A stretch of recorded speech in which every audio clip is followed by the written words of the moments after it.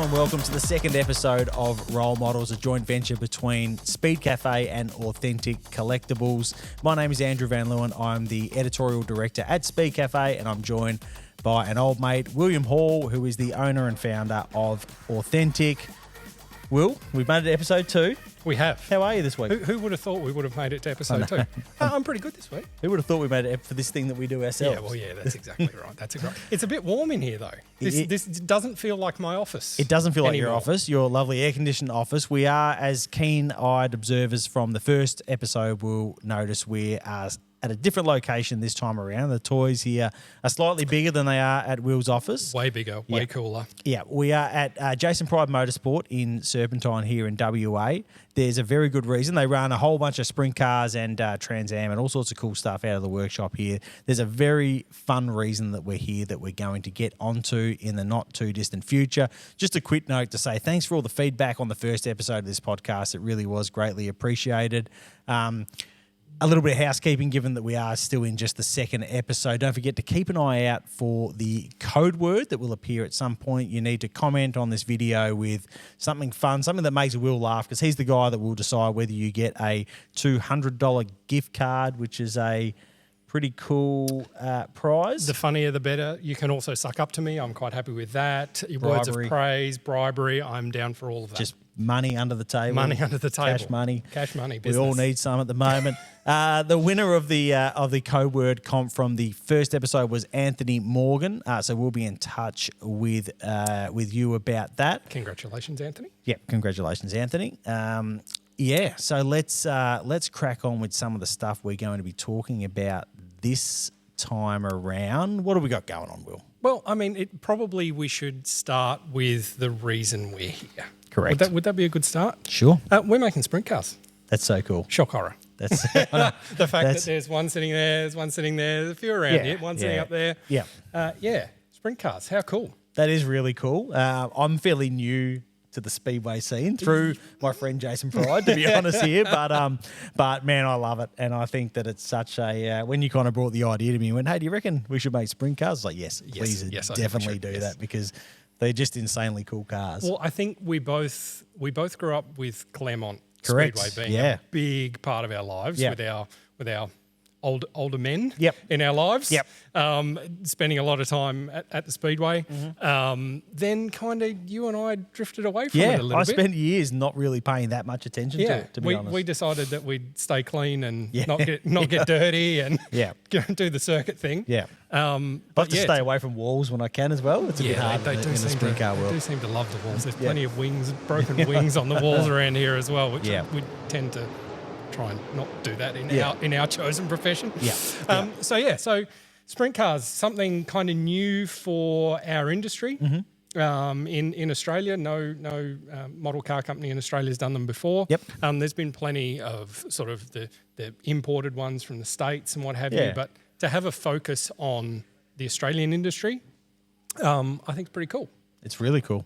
So first 3 models that we've announced is Tim Hodges Motorsport, McFadden's Napa Auto Parts sprint car that he had last year for his tilt at the Classic. Cam Waters, obviously, friend of the show, friend of ours, Cam Waters. Becoming quite the good sprint car driver as well. Very good sprint car driver. Getting his head around that fairly quickly. I mean, he's all right. Supercar as well. But, we won't talk about Bathurst then. No, let's not talk about that. Sorry, Cam. We'll get to that. So his sprint car as well, and obviously Jason's. Yeah. Jace has helped us immensely getting this program up and running. Obviously, being in WA and our business in WA, it's a bit hard to get over to the eastern states. Or sorry, it's not that hard to get to the eastern states, but it's a lot easier to drive to Serpentine, I can tell you. So to have his involvement's been fantastic. So yeah, sprint cars, something really cool. That's exciting. All right, let's take a quick break and we'll chat about some more stuff. Sounds good. All right, while we're talking about cool stuff that Authentic has on the go at the moment, I've spied something just over here. When you say just... It's about 4,000 kilometres over here. Seems like a short walk. That I think is pretty cool. Let's take a wander and go and have a look at it. All right, let's go and have a look. Okay, William, just like magic, we are now in the National Motor Racing Museum in Bathurst. This is actually just an insanely cool place anyway, but like... Who would have thought Priority's workshop was this big? I know, it's great. It's amazing, isn't it? That's right, it's not quite a museum in Not there. quite, not quite. So, no, we are in Bathurst. We're sitting in front of the 1984 Bathurst 1000 race-winning car. This is something you guys have made a series of models on. Tell us a bit about that. Obviously, just cool cars, super exciting. Tell us a bit about it. Cool cars. So 1/12 scale, 1/43 scale, both the 05 car and the 25 car. So if you're going to do one, makes sense to do both. Correct. So yeah, huge 1/12 scale to fulfill the 43rd collectors, holes in some of their collections as well, because everyone collects their Bathurst Winner collections in all their scales. So yeah. Make sure we fill the 43rd void as well. I guess when you're making models of modern supercars, you've got a fairly similar template to work with team to team when you're working with Ford teams and GM teams. Tell us a bit about the process of making these more unique cars. So obviously we don't have access to CAD data back for cars of this ilk. So we've actually 3D scanned this car. Yeah. So Brad very kindly let us steal it for a few hours and 3D scan it at the same time as we scanned the Bluebird, which is just hiding over Grant's shoulder over there. So we scanned both cars a couple of years ago. So they're as accurate as we can possibly make them, because they're basically now in 3D world with a full 3D scan. Another challenge, I guess, of these older style models, we're sitting very strategically here covering up some signage on the car. And trying to suck our guts in. Yeah, correct. So how does it work? Obviously tobacco advertising isn't allowed in modern motor racing. I mean, there's no chance someone's going to find some stickers in the bottom of that box, is there? I can't imagine there's any chance that anyone's going to find any stickers in the bottom of any boxes. But it's definitely one of those things, the cars, we just simply can't produce them, or it is our understanding that we can't produce them with the naughty words, as we like to refer to them as, on the sides and on the bonnet. But it's a real shame, but the law's the law. And until it gets tested in a court of law, which I'm not keen on finding out, we make them naked, and our collectors at home can do with the models how they wish. Well, let's just say that. Pro tip: check everything in the box before you throw everything out. I reckon. Probably. If I was buying a model, if I was buying one of these models, that's exactly what I would be doing. Anything else you want to tell us about? No, we forgot our beers. Yes. Let's go back. Let's go back to Priorities. Priorities. We'll go back and get our beers. Oh, that's a hell of a walk. Yeah, it's good to get the shorts back on after having to wear the jeans in New South Wales over there. It's a bit cooler over there than it is here today. We should really thank Brad at the National Motor Racing Museum for letting us interrupt his day, barge in and annoy everyone at the museum for an hour or so while we... It's actually insane to have access like that to a car like that. Like, not just the access you got to make the model, but to be able to walk in there and just... sit down next to that race car. Like, I had the keys in my hand there for a minute. I had the actual keys to the 84 Bathurst Winner in my hand. It's such an easy thing to kind of take for granted, but something that we should just always sit back and go, wow. Always remember unreal. That. It's there and it's amazing. Yeah. And to have a piece of history like that, I mean, how many Bathurst Winners are long gone? Yeah. Or were butchered along the way or something, but that thing sitting there as it finished. Amazing. Amazing. Even better to own a model of it, I reckon. Well, yes, exactly right. Couldn't have timed that statement better. Goodness me. It's a boy. Right. I think that's the perfect time to take a short break. We'll be back in one moment. All right, Will, let's have a bit of a chat about what's been going on in the motor racing world, because it's been about a month since we had a chat. And boy, oh boy, there's been some... What a month. Yeah. You think 1 month is hard to beat, and then another month comes along and there's oh boy. There's plenty going on. So we've actually had some motor racing since we last chatted. You wouldn't read about it. I know, which is pretty good. I tell you what, I reckon you want to have a Red Bull sticker on the side of your car this year in either supercars or Formula One, because the two Red Bull backed, well, one Red Bull owned and one Red Bull backed team made pretty fast starts to the season. What was your take on the Bathurst 500? I got to be honest, I reckon I reckon Will Brown made a slightly faster start to the season than some, myself including, were perhaps predicting. Yeah, I'd agree with that. He certainly came out of the blocks, didn't he? Yeah. We sort of thought that Feeney might have, Feeney being there for a little bit longer. Yeah, being the golden child. Golden child. In Will, the 88. Will coming in, might have just taken Will a couple of race meetings at least just to get his eye in. Yeah. Certainly didn't, did it? Not really. I think those cars are pretty sharp. I think Do we think that it's kind of a Bathurst-centric kind of situation? Once we get to the AGP, do we see it all going upside down and tip the other way, or are we just expecting... I hope you're right. God, I hope I'm right too. I hope you're right. I'm not sure. I'm not... I have eternal hope that certainly in AGP land for supercars might be a slightly different story than round one. I don't think when they get to Jeddah for F1, I don't think that's going to be any different. Nah, they can... I think those Red Bulls are just give Max all amazing. Give Max all the trophies. Yep. I think on that front. Call it. Unfortunately, kind of interesting. I guess where the rest of it filters out a little bit. It's so easy to look at Oscar finishing 8th, Lando finishing 6th, and go, oh, that's a bit disappointing. They probably are locked in a battle with Mercedes over being the third or fourth best team, McLaren. But this time last year, they had all sorts of dramas in Bahrain. Yep. Oscar snuck into Q3 in Jeddah, I think it was, where he snuck into Q3. But they were in all sorts. Yep. So we should at least go, hey, they're starting off a much better base than they were a year ago. Well, and it's sort of McLaren really is the only one that seems to have, certainly from the beginning of last year to where we are now, McLaren obviously made that massive step mid-year last year, and they've kind of stayed there with that gain. Yeah. No one's jumped the shark and kind of climbed higher than McLaren probably naturally should have fallen into that. Yeah, they probably settled back into the. I guess it's just the expectations were that they ended last season so good. Yeah. Like probably the team that looked most likely to give Red Bull a headache, and now they're probably back to scrapping it out with Mercedes, while Ferrari is that next in line, even if there's quite a decent deficit to that. They keep saying too that Bahrain, it's so different. It's a bit of an outlier in terms of a circuit. Again, obviously excluding car one that's off in the distance, but sort of everyone else it might. Jeddah again a little bit different, AGP again a little bit different, and then it'll kind of start to settle out. I keep thinking back to last year in Singapore and just being like, was there a parity trigger Red Bull didn't want to set off? Why did that happen? the old 10 races or something. It wasn't our 5 races back home. What on earth happened there? It's weird, it seems so weird that car just died, in the backside and then came raging back. And if anything, weird. Ferrari seemed as weird as it is to say when they're 30 seconds off the pace or something on race distance, but they're closer than they were last year. Yeah.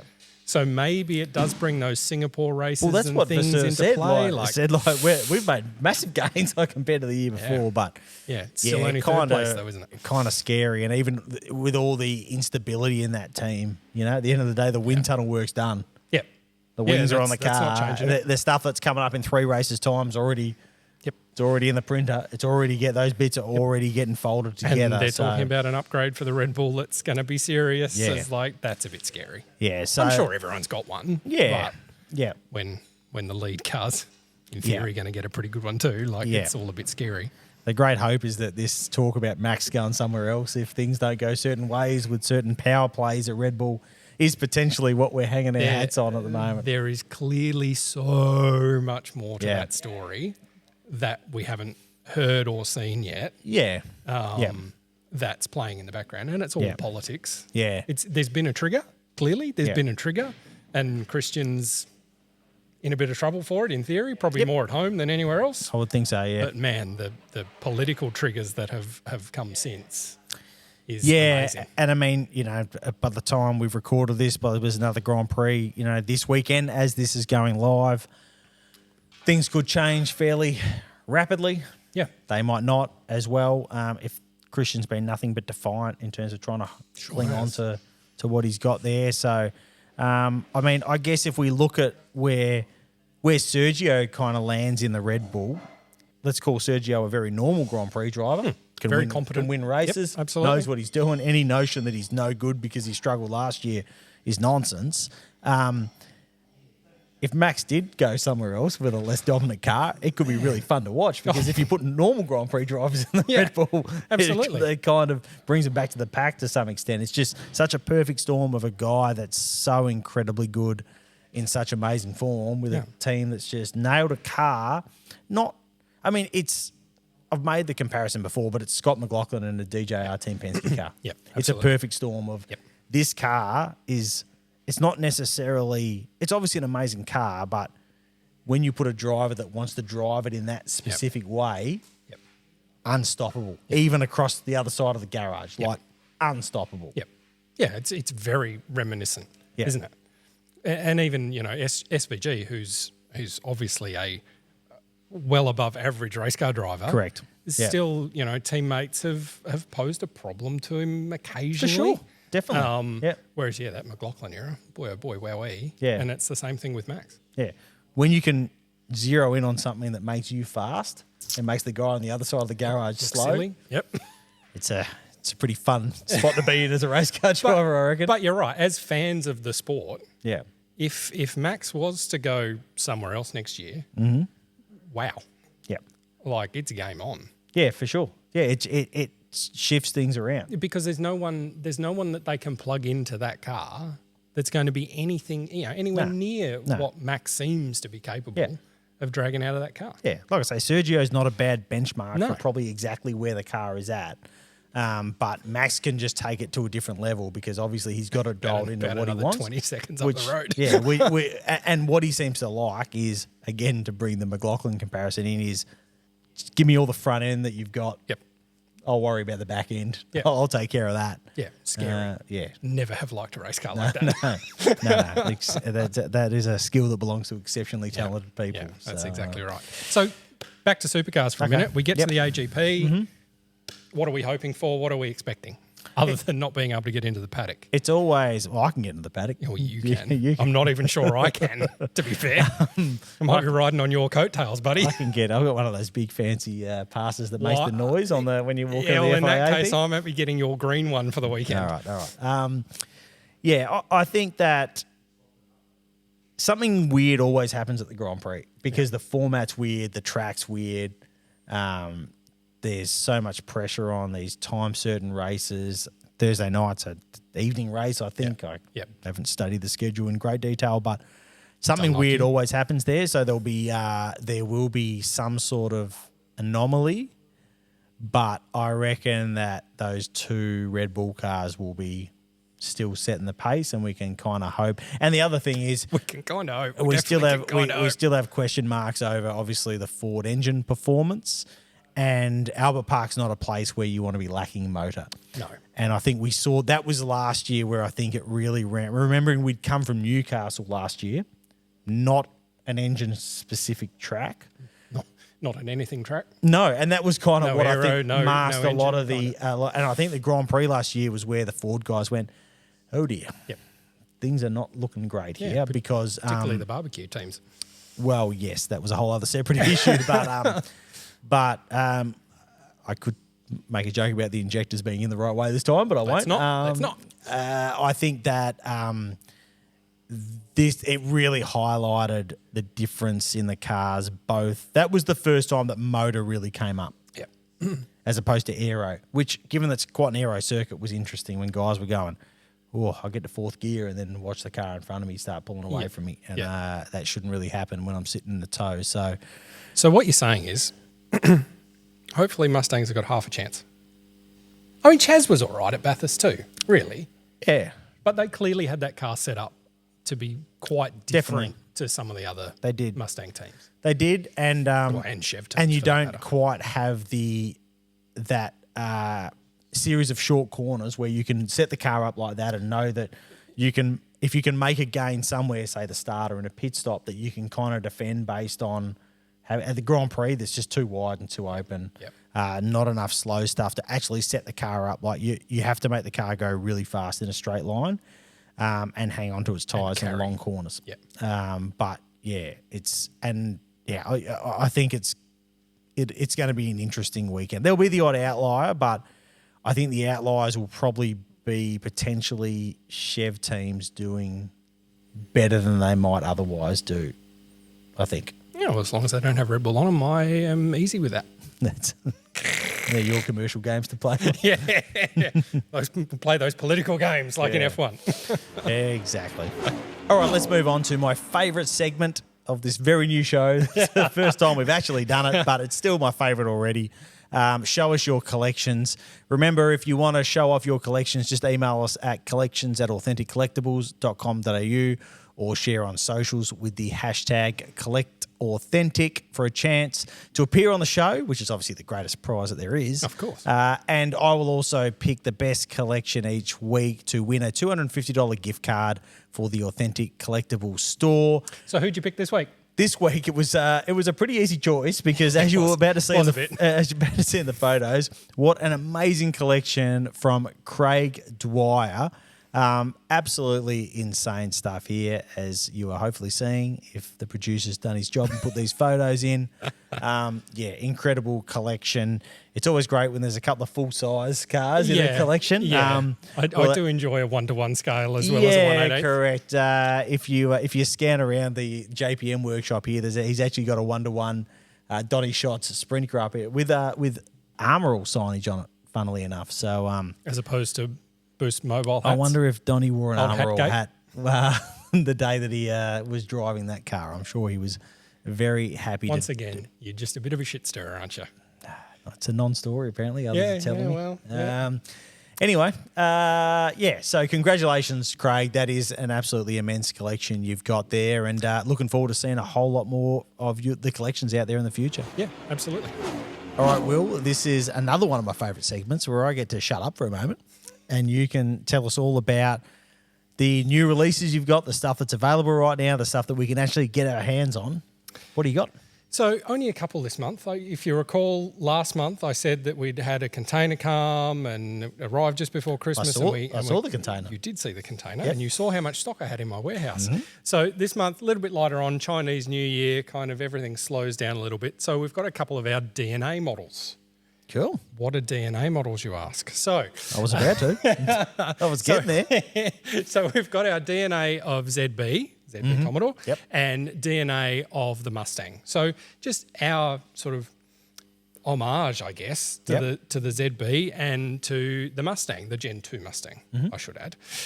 So the ZB was designed by Pete Hughes. Yep. So those of you in the know that Pete, long-term employee of General Motors Holden, designing the VE and VF and a few other bits and pieces. So, and has done most of the liveries for Supercar, or the Holden side of the fence, for several years. So Pete, we work quite closely with, and so he's decent bloke to be working with. Yeah, absolutely. Such things, absolutely. So he's designed up the ZB livery for us. So as I say, bit of an homage to the brand and to the model.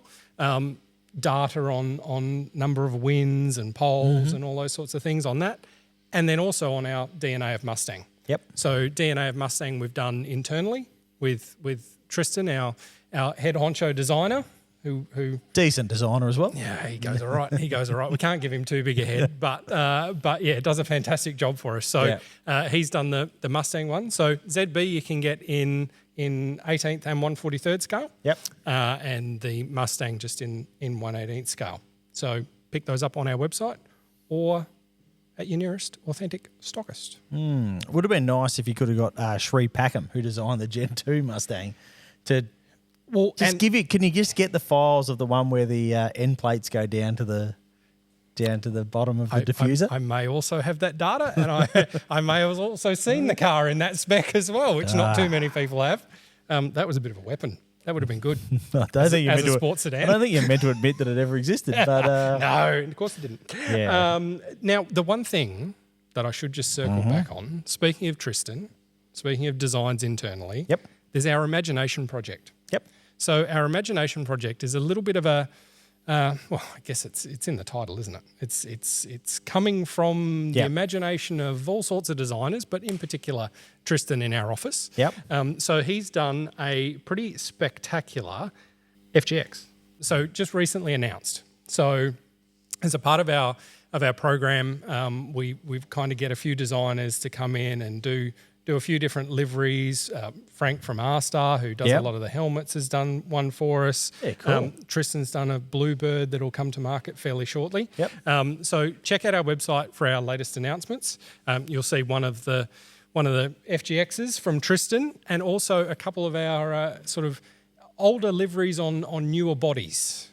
I do like what's going on there. Are we talking about them or? Yeah, absolutely. So we've got an Ambrose Pertec Falcon on a FGX body, and the old Kmart livery from Murph on a VF. Is that Lap of the Gods? Yes. All right, you can put me down for one of those. Thank you. I thought you might. You might have to wait till they're in the warehouse. But yeah, just reimagining older liveries on the more current body shapes. Cool. It's cool. I know there'll be the odd traditionalist out there that might not love it, but I mean, just head to their website and have a look at it, because once you see it, you go, yeah, okay, I see what you're doing here. Yeah. This is kind of cool. And it's kind of cool. I need one of these. Yeah, absolutely. Well, it's time to move on to some of your questions. And remember, if you do want to ask us questions, and by us, I do mean him, because you're going to want to know about models. No. There's general motorsport questions too can be asked of you. True. No, feel free, ask away, but we all know that the models is what people are probably tuning in for mostly here. Anyways, just, leave questions in comments and we'll definitely get around to them. Let's start with a question from Too Many Enemies 64. What a solid username. I like it. He's either doing something right or something wrong, that bloke, if he's got too many enemies. Either way. He asks, or he or she, I shouldn't make any assumptions here, with limited run models that, where it states X out of 1,500, whatever, how many models are actually produced? Will?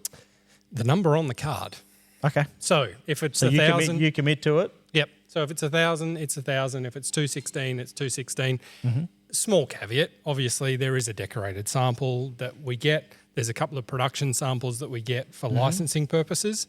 But effectively, if it's 216, there are 216 cars available for you to buy. You don't make me an extra one to tuck away in the office? Absolutely not. That is a shame. Anyway, okay, let's move on to... You take them anyway.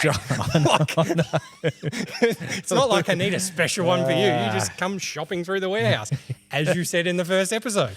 It's my favourite way to go shopping. The odd 5-finger discount. Yeah. Well, I think that will just about do us for episode 2 of Role Models. We made it. We did make it. We got to the end. Thank you for trekking all the way out to Serpentine, Will. It's not that far. This is kind of my hood, but it's a bit of a trek for you. So only 15, 20 minutes from the office, so it's not too bad. You're right. And thank you very much to Jason Pride and the crew here at JPM for giving us the access. It's cool to come on location and sit here and have all these fun things all around us. We might go back to the aircon for the next one. I think so. The camera might handle it a bit better. It's quite warm here. We will be back in the next couple of weeks with another episode. Make sure you hit us up on the socials. Let us know what you'd like to talk about. Keep your questions coming through. Show us your collections. Make sure you're looking out for that code word. We really appreciate the engagement. It's that's what collecting's all about. That's the fun thing about it. Absolutely. Don't forget to like and subscribe and hit the notification bell and all those things that we're meant to say on these YouTube videos. All the things I always forget. So thanks for filling the void there, Will. I'll catch up. Thanks very much for watching. We'll be back in a few weeks. Cheers.